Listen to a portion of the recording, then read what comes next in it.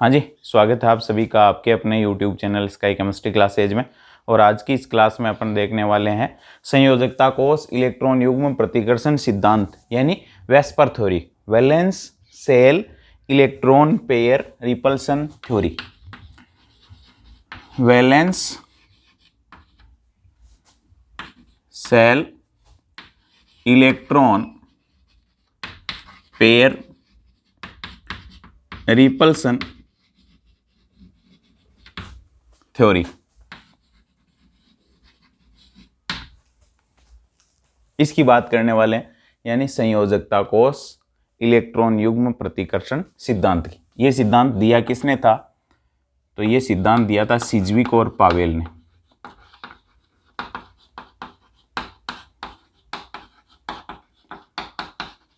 उन्नीस 1940 में। उसके बाद इसमें संशोधन किए वो थे गिलेस्पी और नाइहोम। इन्होंने संशोधन किए 1957 में। और फिर दो अणुओं की दो प्रकार की कैटेगरी दे दी। एक वो जिनके अंदर केंद्रीय परमाणु पर एकांकी इलेक्ट्रॉन उपस्थित होते हैं, एक वो जिनमें केंद्रीय परमाणु पर एकांकी इलेक्ट्रॉन युग्म अनुपस्थित होते हैं। वो दो कैटेगरी बना करके उसमें थोड़ा सा संशोधन कर दिया था। अब ये संयोजकता कोष इलेक्ट्रॉन युग्म प्रतिकर्षण सिद्धांत क्या कहता है? तो ये जो लुईस अवधारणा थी वो सहसंयोजी अणुओं की आकृति की व्याख्या नहीं करती है। लुईस अवधारणा क्या नहीं करती? सहसंयोजी अणुओं की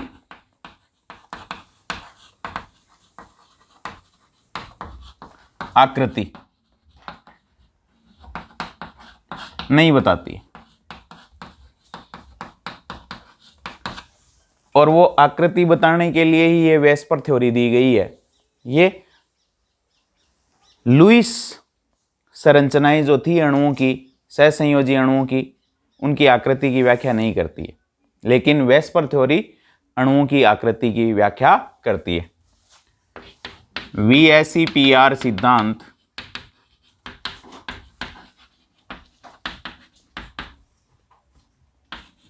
सहसंयोजी अणुओं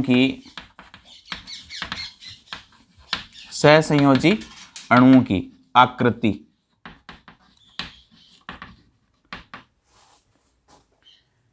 की व्याख्या करता है। सहसंयोजी अणुओं की आकृति की व्याख्या करता है। और सहसंयोजी अणुओं की आकृति किस पर निर्भर करेगी? जो केंद्रीय परमाणु है उसके आसपास उपस्थित संयोजी कोष के जो इलेक्ट्रॉन है उनके प्रतिकर्षण पर निर्भर करती है। अणुओं की आकृति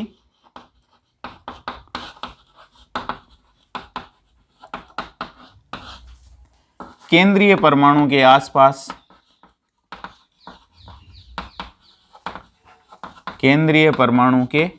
आसपास उपस्थित संयोजी कोष के इलेक्ट्रॉनों के मध्य प्रतिकर्षण पर निर्भर करती है। यानी परमाणुओं के संयोजी कोष के जो इलेक्ट्रॉन हैं उनके मध्य प्रतिकर्षण के आधार पर सहसंयोजी अणुओं की आकृति निर्धारित होती है। ये कौन कहता है? ये VSEPR सिद्धांत कहता है।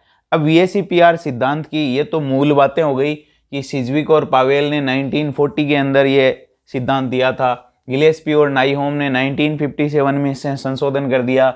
लुईस अवधारणा क्या करती है? वो सहसंयोजी अणुओं की आकृति नहीं बताती, ये उसकी कमी थी। लेकिन VSEPR सिद्धांत सहसंयोजी अणुओं की आकृति की व्याख्या करने के लिए दिया गया है। और ये अणुओं की आकृति किस पर निर्भर करेगी? जो केंद्रीय परमाणु के आसपास या परमाणु के संयोजी कोष के जो इलेक्ट्रॉन है, केवल और केवल संयोजी कोष के इलेक्ट्रॉनों के मध्य प्रतिकर्षण पर निर्भर करेगी। अणुओं की आकृति किस पर निर्भर करेगी? संयोजी कोष के इलेक्ट्रॉनों पर निर्भर करती है। अब इसकी यानी VSEPR सिद्धांत की मूलभूत अवधारणाएं अपन यहाँ देखेंगे कि इसके अंदर कौन कौन से बिंदु रखे गए हैं, वो मूलभूत अवधारणाएं। मूलभूत अवधारणाएं, पहली अवधारणा क्या है? अणुओं की आकृति, क्योंकि अब आकृति की बात करती है तो अणुओं की आकृति केंद्रीय परमाणु के आसपास उपस्थित या परमाणुओं के संयोजी कोष इलेक्ट्रॉनों की संख्या पर निर्भर करती है। अणुओं की आकृति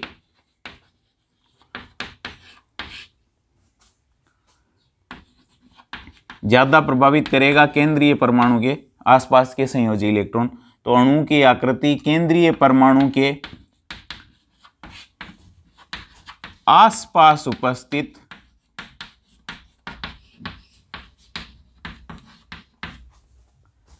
संयोजी इलेक्ट्रॉनों की संयोजी कोष इलेक्ट्रॉनों की संख्या पर निर्भर करती है, संख्या पर निर्भर करती है। यह तो हुआ पहला बिंदु कि अणु की आकृति को कौन प्रभावित करेगा। तो अणुओं की आकृति केंद्रीय परमाणु के आसपास के जो संयोजी कोष के इलेक्ट्रॉन है परमाणुओं के, उनकी संख्या पर निर्भर करती है कि वो कितने हैं संख्या में। दूसरा, ये केंद्रीय परमाणु के आसपास उपस्थित संयोजी कोष के इलेक्ट्रॉन जो हैं, वो संयोजी कोष के इलेक्ट्रॉन अपने आप को इस प्रकार से व्यवस्थित करते हैं कि उनके मध्य क्या रहे? अधिकतम दूरी और न्यूनतम प्रतिकर्षण रहे। संयोजी कोष के इलेक्ट्रॉन युग्म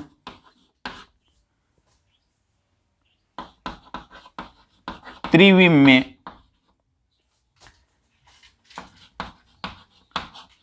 अपने आप को इस प्रकार व्यवस्थित करते हैं कि उनके मध्य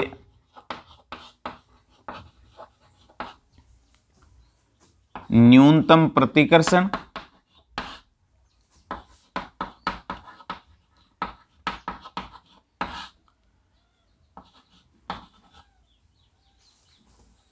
एवं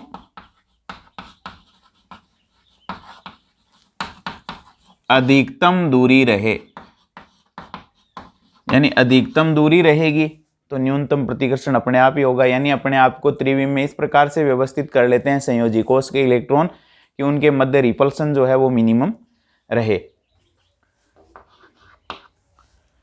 अब संयोजी कोष के इलेक्ट्रॉन जो है वो एक दूसरे से अधिकतम दूरी पर व्यवस्थित रहते हैं।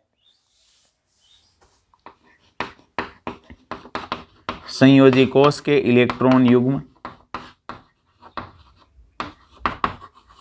अब संयोजी कोष के इलेक्ट्रॉन युग्मों में कौन कौन शामिल है? इसके अंदर बंदी इलेक्ट्रॉन युग्म भी शामिल है और अनाबंदी भी, दोनों शामिल, बॉन्ड पेयर और लोन पेयर।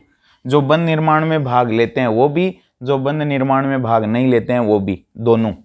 तो संयोजी कोष इलेक्ट्रॉन युग्म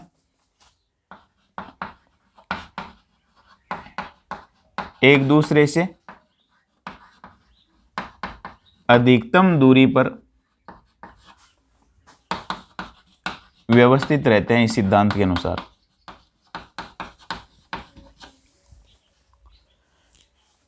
उसके बाद फोर्थ है, संयोजी कोष इलेक्ट्रॉन युग्म जो है उनको एक गोले की भांति माना जाता है और वो त्रिविम में गोलीय सतह पर इस प्रकार से व्यवस्थित रहते हैं कि उनके मध्य न्यूनतम प्रतिकर्षण रहे। संयोजी कोष किसके? परमाणुओं के, परमाणुओं के संयोजी कोष इलेक्ट्रॉन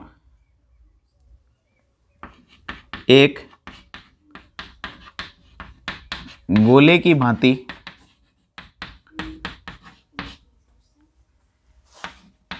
गोलीय सतह पर, यानी 360 डिग्री इसमें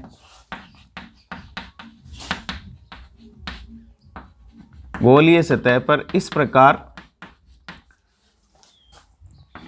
व्यवस्थित होते हैं कि उनके मध्य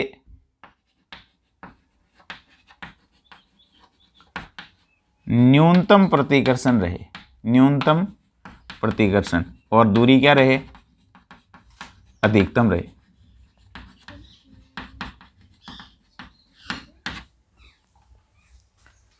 जैसे दो संयोजी कोश के इलेक्ट्रॉन है तो वो इस तरीके से एक दूसरे से मैक्सिमम डिस्टेंस पे रहेंगे। ये एक संयोजी कोश, ये दूसरा संयोजी कोश का इलेक्ट्रॉन, और उनके मध्य कितना 180 डिग्री का एंगल होगा, तो एक दूसरे से एकदम अधिकतम दूरी पर रहेंगे। इसके अलावा जैसे तीन संयोजी कोश के इलेक्ट्रॉन युग्म है अपने पास, तो वो त्रिविम के अंदर गोलीय सतह पर 120 डिग्री के एंगल पर अपने आप को क्या कर लेंगे, व्यवस्थित कर लेंगे, ताकि इनके मध्य क्या हो, न्यूनतम प्रतिकर्षण और अधिकतम दूरी। 120 डिग्री के एंगल पर तीन, चार होंगे तो वो चतुष्फल की आकृति के अंदर एक दूसरे के साथ व्यवस्थित रहेंगे। ये चार, इसको अपन कहते हैं चतुष्फल की। इसको कहते हैं त्रिकोणीय समतली, और इसको कहते हैं रेखीय। इस प्रकार से अपने आप को व्यवस्थित कर लेते हैं कौन, मॉलिक्यूल्स, ताकि न्यूनतम प्रतिकर्षण और अधिकतम दूरी रहे। ये कौन कहता है, ये VSEPR सिद्धांत कहता है कि अधिकतम दूरी पर रहने का प्रयास करते हैं संयोजी कोश के इलेक्ट्रॉन, और प्रतिकर्षण उनके मध्य न्यूनतम रहे, इस प्रकार की स्थिति में व्यवस्थित हो जाते हैं। जो संयोजी कोश के इलेक्ट्रॉन युग्म है उनके मध्य प्रतिकर्षण क्या रहे, न्यूनतम रहे, दूरी अधिकतम रहे। ये बात मूल बात है किसकी, VSEPR सिद्धांत की।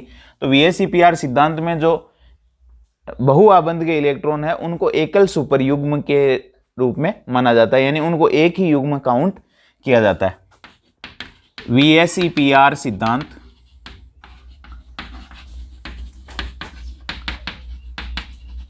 बहुआबंध के इलेक्ट्रॉनों को, बहुआबंध के इलेक्ट्रॉन युग्मों को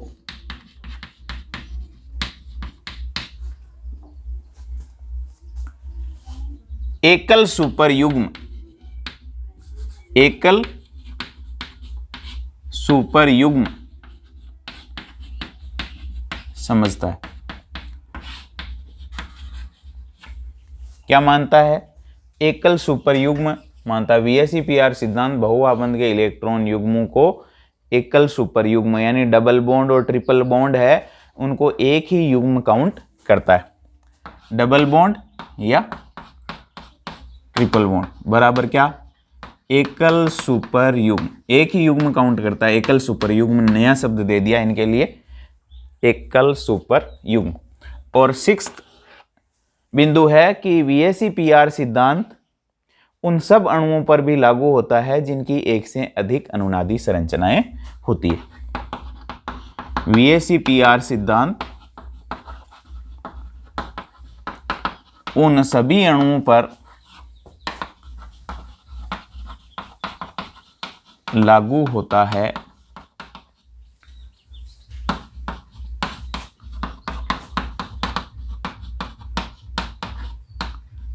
जिनकी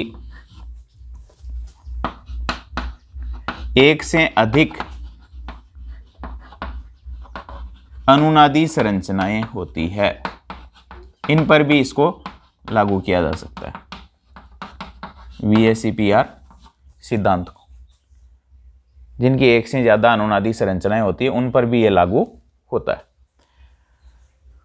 अब ये जो इलेक्ट्रॉन युग्म है, संयोजी कोश के इलेक्ट्रॉन युग्म है, वो दो टाइप के हैं, एक बॉन्ड पेयर, एक लोन पेयर।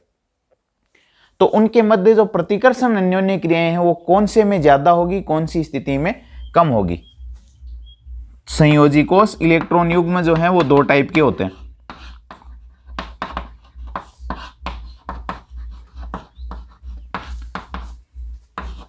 एक होते हैं बॉन्ड पेयर यानी बंदी युग्म या बंद निर्माण में भाग लेने वाले, दूसरे होते हैं लोन पेयर जो बंद निर्माण में भाग नहीं लेते हैं।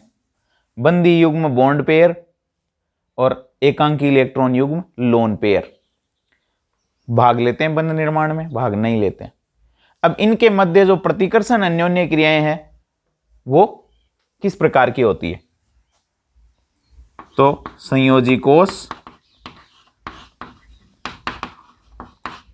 इलेक्ट्रॉन युग्मों के मध्य प्रतिकर्षण अन्योन्य क्रिया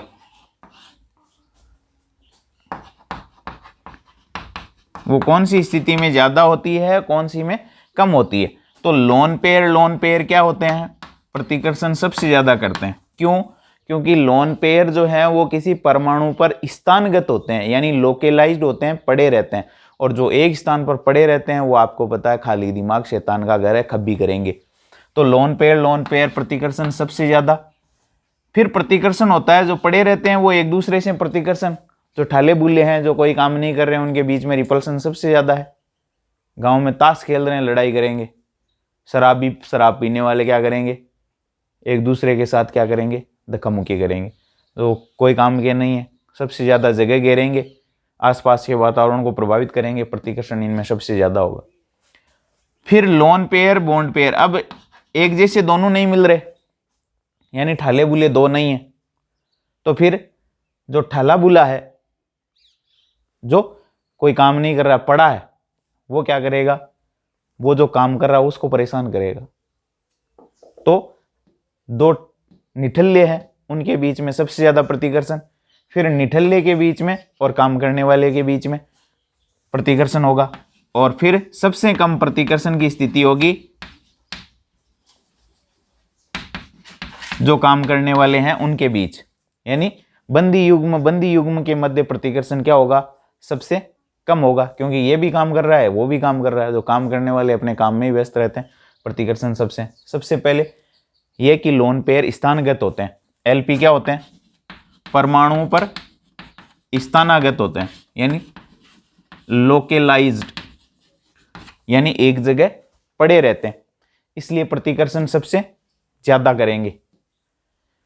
बॉन्ड पेयर जुड़े हुए हैं, बॉन्डिंग में है, बंधन में है। जिनका कोई बंधन नहीं है, उनको किसी चीज की परवाह ही नहीं है, तो प्रतिकर्षण सबसे ज्यादा। फिर जो बंधन के अंदर है उनके और लोन पेयर के बीच में प्रतिकर्षण होगा। और सबसे कम प्रतिकर्षण होगा जो बंधन के अंदर है, जो बंदी युग्म है, बॉन्ड पेयर है, उनके बीच में रिपल्सन सबसे कम होगा। तो यह है लोन पेयर सबसे ज्यादा, और फिर लोन पेयर बॉन्ड पेयर, फिर बॉन्ड पेयर। ये प्रतिकर्षण अन्योन्य क्रियाओं का बढ़ता क्रम हो जाएगा, अन्योन्य क्रियाओं का बढ़ता क्रम। अब सिज्विक और पावेल ने जो सिद्धांत दिया था 1957 के अंदर, गिलेस्पी और नाइहोम ने उसके अंदर संशोधन कर दिया और अणुओं की दो कैटेगरी बना दी।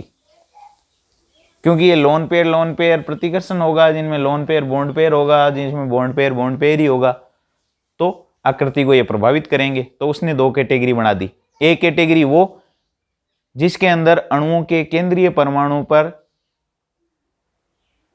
कोई एकांकी इलेक्ट्रॉन युग्म नहीं पाया जाता, यानी एकांकी इलेक्ट्रॉन युग्म अनुपस्थित होते हैं। तो 1957 में गिलेस्पी और नाइहोम ने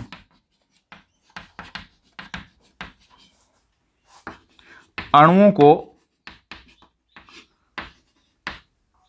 दो श्रेणियों में विभक्त कर दिया।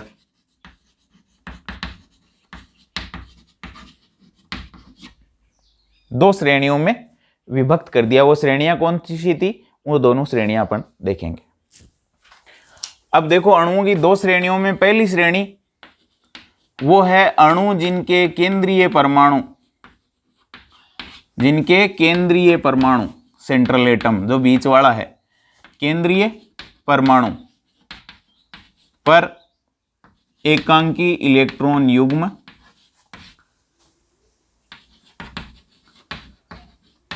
अनुपस्थित होते हैं। ये पहली श्रेणी। और दूसरी श्रेणी कौन सी? दूसरी श्रेणी है अणु जिनके केंद्रीय परमाणु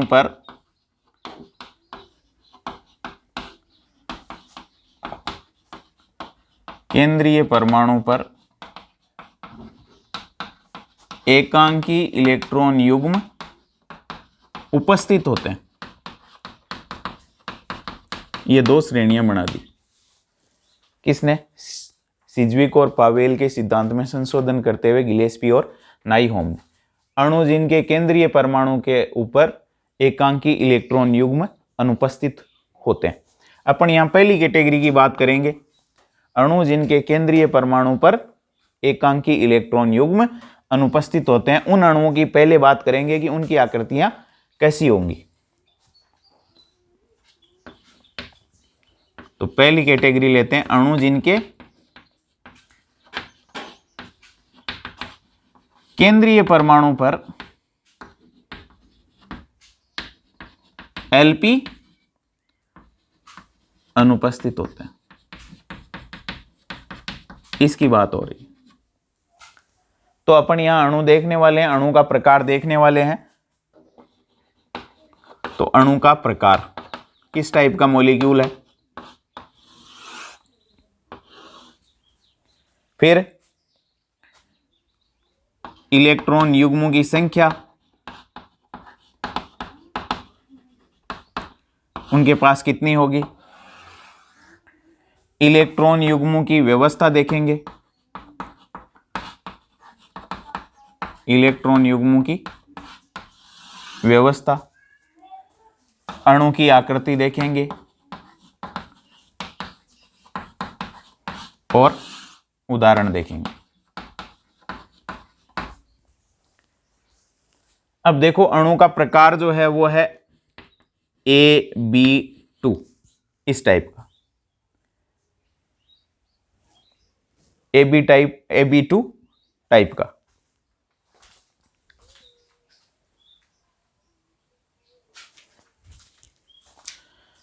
AB2 टाइप का जो है मॉलिक्यूल, उसमें इलेक्ट्रॉन युग्मों की संख्या होगी 2। AB2 टाइप में इलेक्ट्रॉन युग्म होंगे 2, एक का इधर B के साथ बॉन्ड, दूसरी साइड में B का बॉन्ड।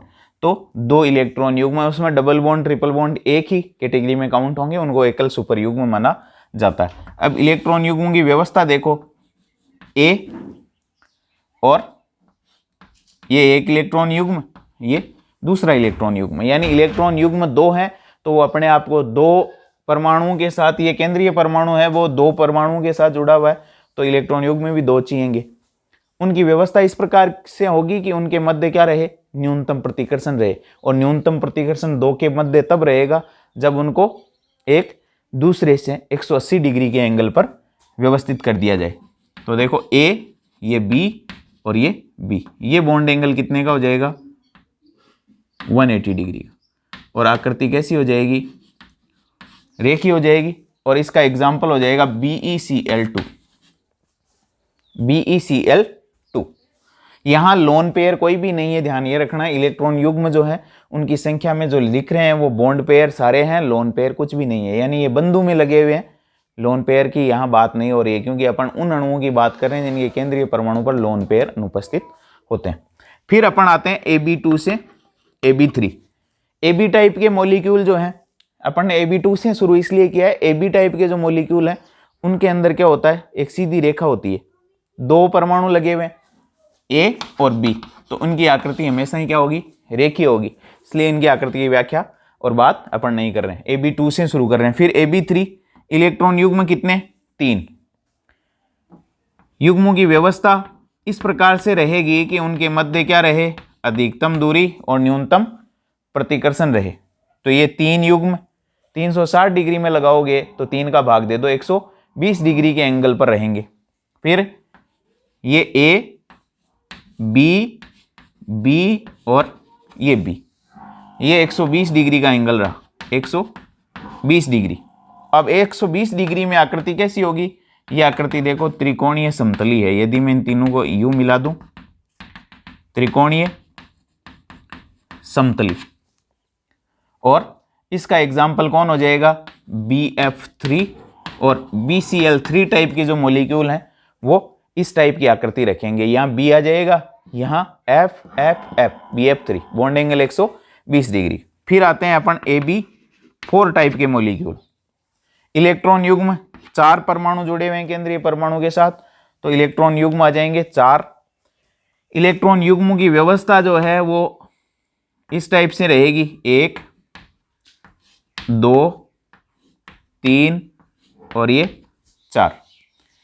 अब अणु की आकृति कैसी हो जाएगी, तो A B B B और ये B। ये चतुष्फल की आकृति रहेगी 109 डिग्री या 9.5 डिग्री, 109.5 डिग्री आकृति होगी चतुष्फल की। जब 4 बॉन्ड पेयर हों केंद्रीय परमाणु के चारों ओर, 4 बंध बने हुए हों, तो अणु की आकृति होगी चतुष्फल की है। सारे बॉन्ड एंगल 109.5 डिग्री के होंगे और एग्जाम्पल हो जाएगा CH4 मेथेन, इसका एग्जाम्पल हो जाएगा। यह है AB4 टाइप के मॉलिक्यूल। फिर देखो AB5 टाइप का मॉलिक्यूल है। AB5 इलेक्ट्रॉन युग्म जितने परमाणु जुड़े हुए हैं केंद्रीय परमाणु के साथ उतने हो जाएंगे, तो 5। इलेक्ट्रॉन युग्मों की व्यवस्था इस प्रकार से रहेगी, देखो ये बीच के अंदर जो एटम है वो एक त्रिभुज पे 3 इलेक्ट्रॉन पेयर तो यूं जुड़े हुए रहेंगे, त्रिभुज बना लेंगे वो, देखो आगे आकृति में बात कर लेंगे। एक इलेक्ट्रॉन पेयर ऊपर और एक इलेक्ट्रॉन पेयर नीचे, यानी एक त्रिभुज, एक बॉन्ड ऊपर एक बॉन्ड नीचे। तो A सेंटर में रहेगा, ये B, ये B और ये B। एक तो ये बन गया त्रिभुज। अब त्रिभुज के एक ऊपर से बॉन्ड और एक नीचे से बॉन्ड, ये B। अब इस ऊपर वाले B को इन तीनों B से जोड़ दो, तो देखो ये बन जाएगा, इसको यहां से जोड़ दिया, इसको यहां से जोड़ दिया, इसको यहां से जोड़ दिया, इस B को त्रिभुज के तीनों B से जोड़ दो। यह संरचना कहलाती है त्रिकोणीय द्विपिरामिडीय, ट्राइगोनल बाइपिरामिडल, शॉर्ट में कहते हैं इसको TBP, त्रिकोणीय द्विपिरामिडीय संरचना कहते हैं। इसके अंदर ये जो बॉन्ड एंगल है, यानी ऊपर वाले बॉन्डों का त्रिभुज वाले के साथ 90 डिग्री और त्रिभुज वाले आपको बताइए 120 डिग्री के हैं। त्रिभुज के ये बॉन्ड 120 डिग्री के, 2 टाइप के बॉन्ड हो जाएंगे, 90 डिग्री और 120 डिग्री। एग्जाम्पल है इसका PCl5, यानी PCl5 की आकृति होती है त्रिकोणीय द्विपिरामिडीय, यानी 5 इलेक्ट्रॉन युग्म है और कोई भी लोन पेयर नहीं है केंद्रीय परमाणु पर, तो अणु की आकृति कैसी होगी, त्रिकोणीय द्विपिरामिडीय। याद रखने अपने को इनको सबको। फिर है AB6, इलेक्ट्रॉन युग्म होंगे 6। अब 6 युग्म जो है वो इस तरीके से लगेंगे, 4 तो होंगे एक वर्ग के चारों कोनों में, 1 2 3 और 4, ये वर्ग बन गया, वर्ग के चारों कोनों में। एक बॉन्ड ऊपर से, एक बॉन्ड वर्ग के नीचे से, ये 6 हो गए। अब एक को सेंटर में रखेंगे और B B B और ये B, ये तो हो गया वर्ग। इसके एक बॉन्ड ऊपर से, ये B, एक बॉन्ड नीचे से, ये भी B। अब इन नीचे वाले B को चारों इस तल वाले यानी वर्ग वाले चारों B से जोड़ दो और ऊपर वाले B को भी वर्ग वाले चारों B से जोड़ दो, तो ये संरचना बन जाएगी। इसके अंदर ये वर्ग के जो बॉन्ड है वो भी 90 डिग्री के, ऊपर वाले बॉन्ड के तल वाले बॉन्ड यानी वर्ग वाले बॉन्डों के साथ वो भी 90 डिग्री के, तो ये आकृति कहलाती है अष्टफलकीय। अष्टफलकीय यानी 4 वर्ग के चारों कोनों में एक बॉन्ड ऊपर एक बॉन्ड नीचे, ये आकृति होती है अष्टफलकीय। और इसका एग्जाम्पल है SF6। सल्फर का हेक्साफ्लोराइड जो है वो इस प्रकार की यानी अष्टफलकीय आकृति रखता है। तो अपने को ये सारे मॉलिक्यूल्स जो हैं वो ध्यान में रखने। AB2 कोई लोन पेयर नहीं, आकृति कैसी, रेखीय। फिर AB3 त्रिकोणीय समतली। फिर AB4 उसके अंदर चतुष्फलकीय, AB5 त्रिकोणीय द्विपिरामिडी और AB6 क्या हो जाएगी, अष्टफलकीय। और एग्जाम्पल्स ध्यान रखने, यानी इस फास्फोरस पर कोई लोन पेयर नहीं है, कोई बचा हुआ परमाणु नहीं है, क्यों नहीं, सॉरी बचा हुआ इलेक्ट्रॉन नहीं है। यानी फास्फोरस जो है उसके संयोजी कोष में 5 इलेक्ट्रॉन होते हैं और पांचों ने क्या कर रखा है, क्लोरीन के साथ बंध बना रखा है, इसलिए कोई लोन पेयर बचा हुआ नहीं है, कोई इलेक्ट्रॉन शेष नहीं है संयोजी कोष का। इसलिए इसकी आकृति कैसी होगी, जब 5 इलेक्ट्रॉन पेयर है अपने पास तो उसकी आकृति इस टाइप की हो। 6 इलेक्ट्रॉन पेयर है, सल्फर के संयोजी कोष में 6 इलेक्ट्रॉन होते हैं, कोई भी इलेक्ट्रॉन शेष नहीं है, तो इसकी आकृति अष्टफलकीय होगी। अब अपन आगे उसकी बात करेंगे जिनमें केंद्रीय परमाणु पर एकांकी इलेक्ट्रॉन युग्म पाए जाते हैं, वो आकृति को कैसे प्रभावित करते हैं, क्योंकि ठाला बुला आदमी है तो शैतान का घर है, परेशान करेगा, क्या होगा, आकृति को प्रभावित करेगा।